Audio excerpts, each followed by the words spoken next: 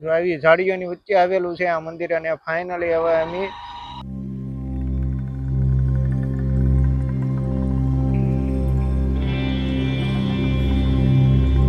નમસ્કાર દોસ્તો, જય મહાદેવ, જય પટેલ વ્લોગમાં ફરી પાછું તમારું સ્વાગત કરું છું। અને આજે એક ફરી વાર તમારી સમક્ષ એક નવું લોકેશન લઈને આવી ગયો છું। અને આ લોકેશન આવેલું છે આપણે કામરેજથી, સુરતથી 18 થી 15 કિલોમીટરની આસપાસનું આ લોકેશન આવેલું છે, જે કાળ ભૈરવ દાદાનું મંદિર છે ભૈરવ ગામની અંદર। ત્યાં આજે આપણે પહોંચી ગયા છીએ, અને આજે આપણે અહીંયા પહોંચતાની સાથે તે વરસાદ ફૂલ શરૂ થઈ ગયો છે, ને હવે આપણે મંદિરમાં જઈને દર્શન કરીશું। ને અહીં ભાઈ આ મંદિરનું ખૂબ જ જૂનો ઇતિહાસ છે, અને અહીંયા ખૂબ જ મોટી શિવલિંગ આવેલી છે। તો ચાલો હવે આપણે દર્શન કરવા માટે જઈએ।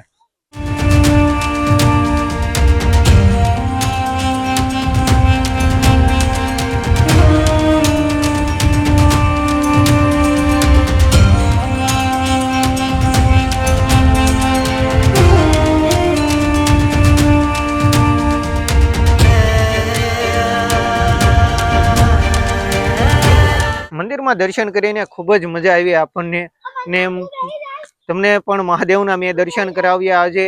ને અહીંયા ખૂબ જ વરસાદના હિસાબે આપણને આજ દર્શન કરવાની પણ ખૂબ જ મજા આવી। ને વાતાવરણની તો શું વાત કરીએ ભાઈ, અદ્ભુત ખૂબ જ સુંદર વાતાવરણ છે।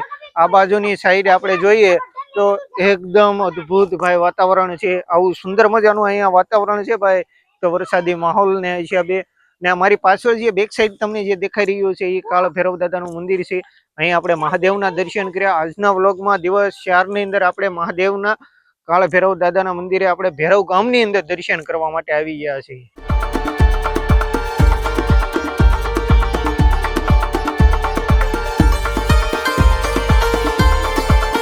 હવે જે આપણે દર્શન કરવા જઈ રહ્યા છીએ એ આપણે ભૂતનાથ મહાદેવના મંદિરે દર્શન કરવા માટે જઈ રહ્યા છીએ। એ એવું છે કે ઝાડના થડમાં અને મહાદેવ જોવા મળે છે। એક મંદિર તૂટી ગયું છે, મંદિર ખંડિત થઈ ગયું છે, અને ત્યાં ઝાડના થરમાં મહાદેવ છે। ત્યાં અત્યારે આપણે ફાઇનલી પહોંચી ગયા છીએ દર્શન કરવા માટે। તો આ બાજુની સાઈડ જે આપણે જોઈએ છીએ, આજે આપણે મહાદેવની અત્યારે વાત કરતા હતા, એ ફાઇનલી મહાદેવ કે ઝાડના થડમાં આપણે મહાદેવના દર્શન થાય છે।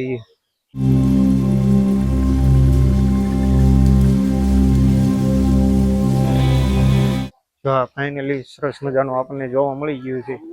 ચાલો હવે દર્શન કરી લઈએ।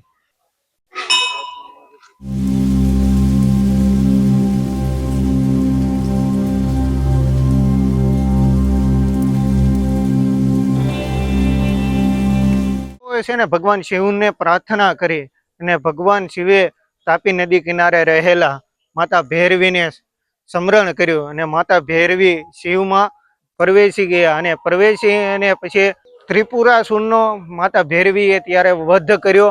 અને તાપી નદીના કિનારે રહેલા માતા ભૈરવીએ ત્રિપુરાસુરનો ત્યારે વધ કર્યો હતો, અને પછી ત્યાં લોકોની રક્ષા કરવા માટે ત્યાં સ્વયંભૂ રીતે જમીનમાંથી માટીમાંથી જે શિવલિંગ નીકળ્યું હતું એ લોકોના દુઃખ દૂર કરવા માટે અહીંયા સ્થાપિત થયું। આવી અહીંની સ્થાનિક લોકોની અહીંની માન્યતા છે।